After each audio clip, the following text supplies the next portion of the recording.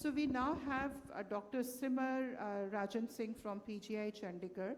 He's going to talk of a very important topic which we normally don't talk of. Even in our institute, we look at the retinal dystrophy, and commonly they say, oh, it's heredomacular degeneration. Patient, they tell nothing can be done, so you please go home. That's not the case truly. We are now moving towards the era where the therapies are going to come, where the treatment is already, knocking our door. So we have to be more sensitive towards these patients. How do we do the workup? We are not talking about the gene therapy here. We are talking about what workup should a comprehensive ophthalmologist do so that we just don't bury these patients under the carpet. Over to you, Simar. Thank you. Thank you so much, ma'am, for having me here, and thanks to AIOS for the opportunity. So I'll be talking on the topic that ma'am has given me. Looks like retinal dystrophy, how to proceed. So inherited retinal diseases, as we know, are a group of very heterogeneous disorders with a lot of variation in the genetics as well as in the phenotype that we see. So given this heterogeneity, it becomes difficult to diagnose them. And you can see this is a kind of not even a comprehensive list which tells you all the disorders that are there. And as ma'am talked about, gene therapy is on the horizon. We have it available already even in India for RPE65. So it's no longer a future that we are looking at, it's the present. And it has taken a long way, and there are multiple challenges in gene therapy that have been there. But besides all these challenges, the most important challenge, I think, is early diagnosis. We are not just tuned to diagnosing these cases early. When we see that bony spicules and RP kind of picture, it's very easy to diagnose that yes, this is a rod cone dystrophy or retinitis pigmentosa. But the majority of the diseases do not present like that, and I'm just going to show some examples. So this is kind of an algorithm that I have developed over time, looking at these patients, trying to diagnose these. Once you suspect an IRD, the first thing is targeted history taking. Targeted history taking is you ask the leading questions to the patient that you need to get the diagnosis out of the patient. How long has the visual loss been? Most of the times you would get a wrong answer to this, but the parents sometimes are very inquisitive. They know about their children. They know that yes, when the child was born, he had this wandering movements of the eyes that are subsequently decreasing with time. When I take the child out in the sun, the child squeezes the eyes. He's not looking at the light. So these are some of the leading questions that you need to ask the patient to get the diagnosis out. Where is the difficulty more? It's more in the daytime or it's more at night? Are you comfortable moving around at night? When you go out from your house, are you comfortable when the sun is out? Whether there is any long-standing disease that the patient is suffering from. Ma'am just talked about drugs. So they are an important differential that you need to consider, whether the patient is on any long-term drugs or any other thing. Then comes a good clinical examination, which starts with a good refraction and a retinoscopy. A lot of these disorders you will pick up just on the basis of the retinoscopy that you have, and then correlating with the other features that the patient has. Once you switch on the indirect light and look at the patient, is the patient sensitive to light? Or is the patient very happily gazing at your indirect light, which even normal patients won't do? Then you look at the fundus pigmentation. The bony spicules are fine, but on the other cases, you need to look at the pigmentation, whether there is hypopigmentation or hyperpigmentation. And then you need to look at the distribution of that pigmentation, whether it is at the posterior pole, it is in the mid-periphery, or it is everywhere. And then you need to look at the fovea and the periphery, whether there is any schisis, whether there is any subretinal fluid that is present. Once you are done with your clinical examination, next is your imaging. These are the basic imaging that you must have in these patients. A fundus photograph for documentation. Sometimes a fundus photograph is very important in these photophobic patients. You can do an optos which does not put in a flash. That is very important. You get a better view than what you would with your indirect ophthalmoscope. Do a fundus autofluorescence that gives the most important information in a lot of these patients. And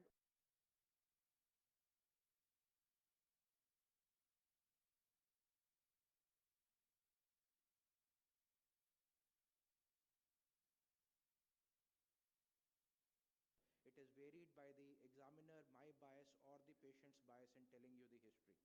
Electrophysiology is the only objective test you have which does not lie. So this is the most important test in the inherited retinal diseases to pick up what is happening. And once you have done all these, you have a tentative diagnosis in mind. That is the time then you go in for genetic testing to kind of prove your diagnosis. So if all of these 5 steps give you a good correlation towards your diagnosis is confirmed. But if anywhere you find your genetics is not matching your clinical diagnosis or electrophysiology is not matching your clinical diagnosis, you need to reevaluate these patients, go back and start the cycle again. So just to look at few of these cases. So this was a girl who was coming to us right from birth, right from when she was about 3 months of age. The parents got her that she has nystagmus, she has wandering eye movements. She fixed and followed light. The pediatric ophthalmology people kind of did a retinoscopy plus 4.5, prescribed some glasses, kept on following, no definite diagnosis, looked at the fundus, looked normal. 2 years of again some nystagmus has decreased, the retinoscopy is still similar, and the girl was kept on follow-up. So it was at around this time, around 4 years of age, when the child presented. This child, when you see that how photophobic she is, she's not even opening her eyes. This is just a torchlight shining in the eyes. She has a Snellen's visual acuity now of 3/60. Color vision not cooperative but could read the demo plates. And if you look at the fundus, this is the fundus of the child. Anybody would say this is kind of a normal fundus. You can look at the zoomed up images. This looks absolutely normal. If you saw it in the clinic, you would say this is normal. But no, don't stop here, please. Go to autofluorescence. Look at this. You can see that kind of hyper right over there at the posterior pole. And then the next step, go to OCT. You can see that focal defect in the OCT at the posterior pole. So this is suggestive of a cone or a cone rod dystrophy that the child is suffering from. Given the photophobia, given the nystagmus, low vision, sensitivity to light, and the kind of defects that you are seeing over here. Then you need to prove it. Do the electrophysiology. You can see the adapted waveforms which are very well formed. And this is the light adapted, which is almost flat. So the child has no eye function whatsoever. This is the case of dermatopsia, which was subsequently proven genetically, also CNGB3 mutation, and this is a mutation for which currently treatment is in phase 2 clinical trial. So early age of onset MROPR, as we saw in the nystagmus, that has improved with age. Hypo FAF and with a ring of hyper FAF at the fovea, focal defect of OCT, electrophysiology that is problematic, gives you a diagnosis of cone or cone rod dystrophy. This is just reverse of what we saw. This child will look at your light constantly. He has no problem looking at your light. See how the child is looking at the indirect light. And what you see on that side, that is also very typical behavior, the oculo-digital reflex. The child is constantly trying to stimulate some vision by banging his eye.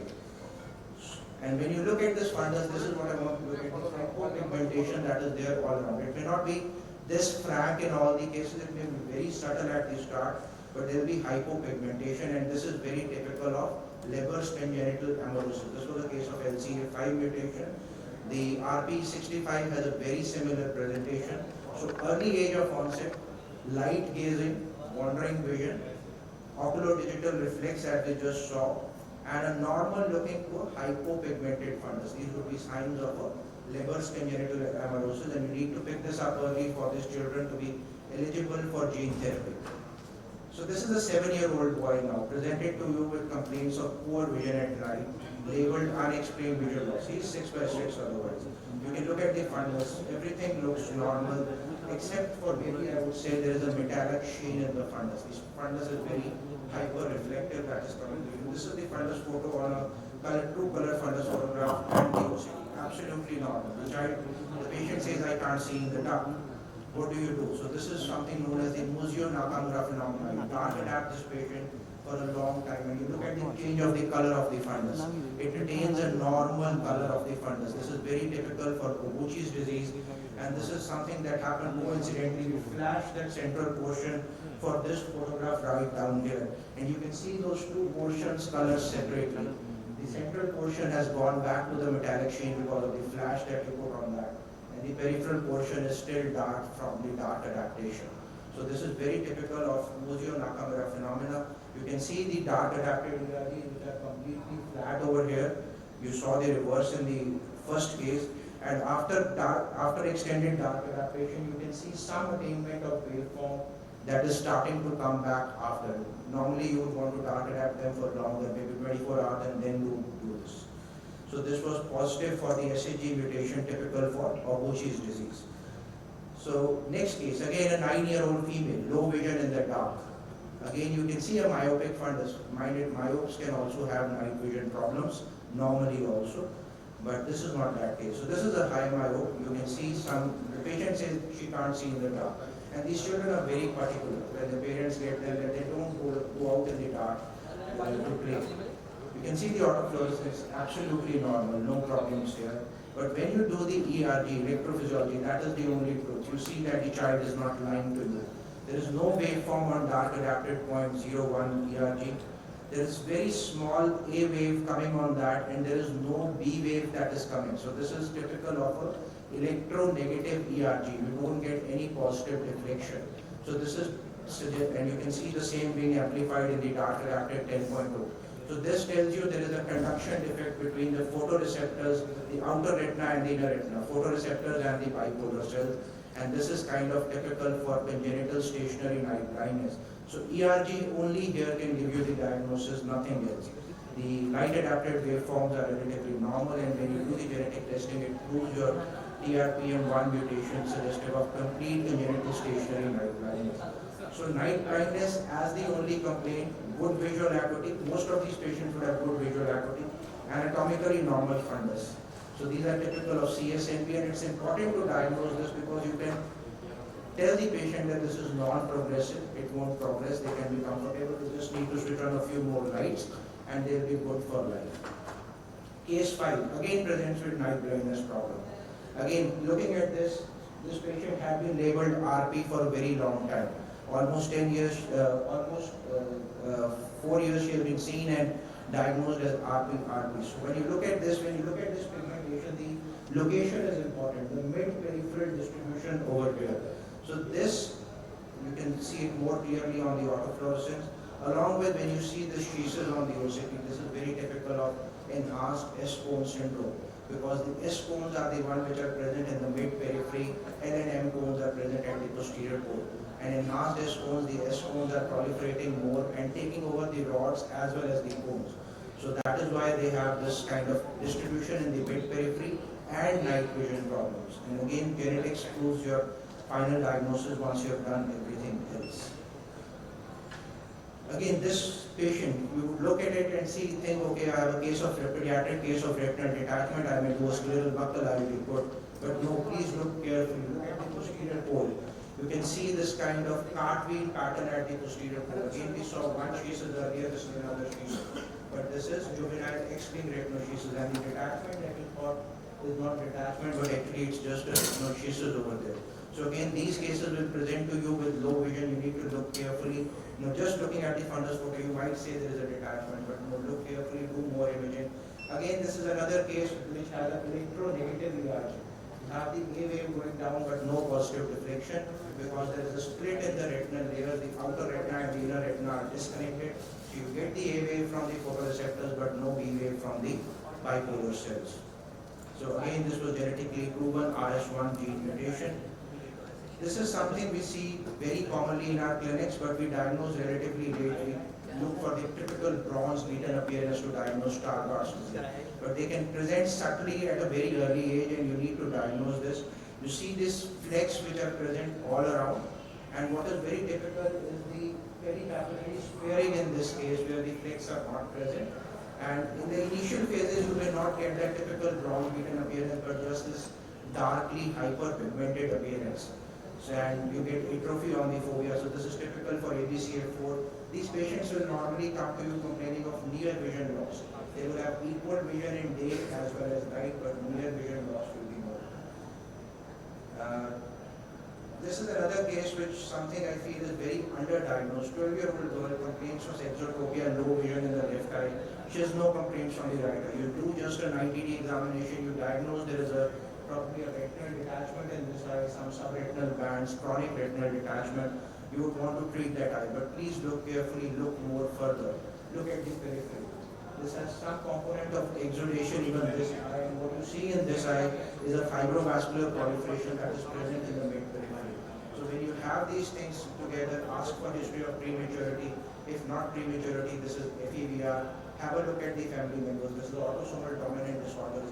One of the family members will have this. You can see the FA showing the neovascular condition, and this is the fundus of the mother of the patient. She has no complaints at all, 66/6. But you can see the supranucleary vessels, the number of vessels that are coming out from the optic disc, and they are all going straight. So this is very typical of FEVR. You can see the vessels more clearly on FFA and the peripheral avascularity that is present and leakage in the late phase. So this is typical of FEVR, and this child had an NDP mutation typical of FEVR.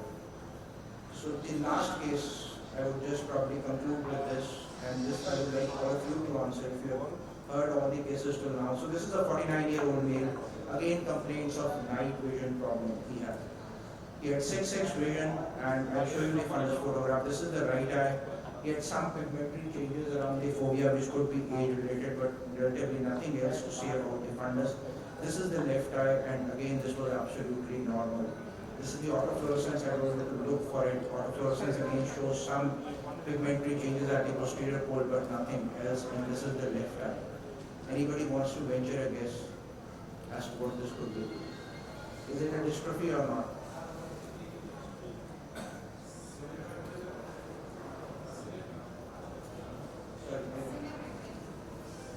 Okay, no. So again, the OCT absolutely normal, clear OCTs in both the eyes. So given the age, you need to look at the history more intensely. Normally, these night vision problems, congenital stationary night blindness, they will present in the first or the second decade. You will get to know that when they start going out. But when the patient is coming to you at 50 years of age, just look more closely. This is the dark adapted ERG. This is the normal ERG. Just to show you again flat. The patient is not blind. He can't see in the dark. These are absolutely flat. But what you see here is there is no electronegative waveform. You have a A wave, you have a B wave, but both of them are reduced. So there is generalized reduction in night vision, and that was just the normal ERG to show to you along with. And the light adapted are relatively normal. They are affected late. So just probe a bit deeper. It was a case of chronic liver disease with liver cirrhosis. Vitamin A levels, when we got them done, they were undetectable. So manage with the vitamin A supplementation, and you can see the difference. This is just 6 weeks of vitamin A supplementation. From here, the patient has gone here. And he was very happy. He could see in the dark now, and all his symptoms resolved. So he needs continuous supplementation because the cirrhosis is not going away. But you need to diagnose that so that that can be done. So now we have the tools to reach a conclusive genetic diagnosis in most of the cases of IRD. But we have to first suspect that something is wrong to get to that point, and then do some targeted clinical history-taking examination and imaging and genetics, obviously, now to reach that diagnosis. So I'll just leave you again with this slide, and for more imaging-related queries, I would invite you to our session later this year in April next month, the Retinal Imaging Symposium and the Retina Fellowship. Thank you. Yes, to be held in Chandigarh on 12th to 14th of April. So you are all welcome. Registration is still open. Questions for Simar? He has beautifully put up the things which we used to kind of dump under one waste basket, that everything is heritomacular. But it's our responsibility now, because we cannot deny the therapies, we cannot decide for patients whether they can afford or not afford, because we have to make the diagnosis. We have to probably encourage them to be enrolled in the trials, because quite a few of the trials are coming up, and whatever we can do. But that step can be taken only at the level of the first contact, where you just don't tell the patient that nothing is possible, and Simar very beautifully showed that they have to be picked up early. And even when we are talking about gene therapy, the treatment is very early on in the course of the disease. When you see bony spicules, you see, and you diagnose retinitis pigmentosa, that's no fun. That's not an advantage to the patient. The advantage is picking them up at the earliest.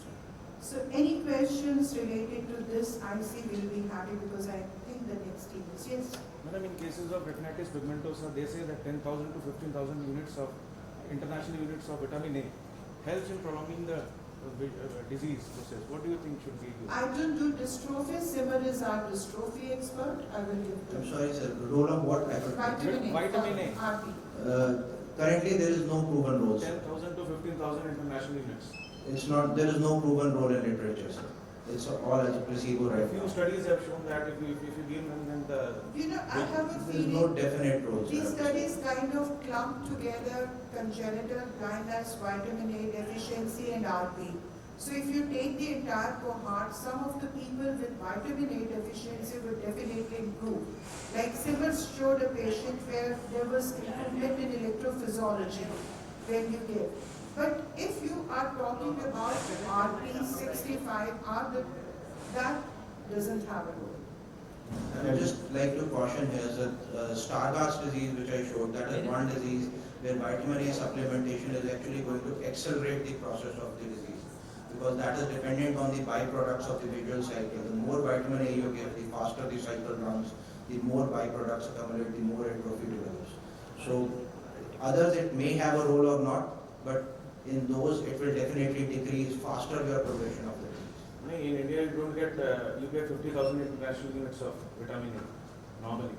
So most of the time we see that doctors prescribing vitamin A, and in fact it brings the vision down. I would say it's still a placebo, sir, for me. I don't have any documented evidence for it.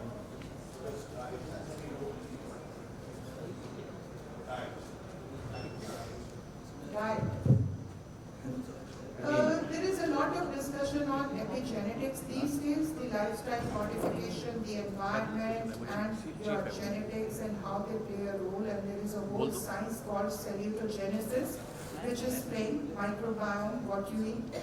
But we have not reached a point where we can actually advocate that it has a role or no. Maybe 20 years from now, it will have a role. But we are just trying to understand the role of diet, environment, and genetics, and the interview. So right now, no. With this, on behalf of all my co-instructors, I would like to thank, yes, last question.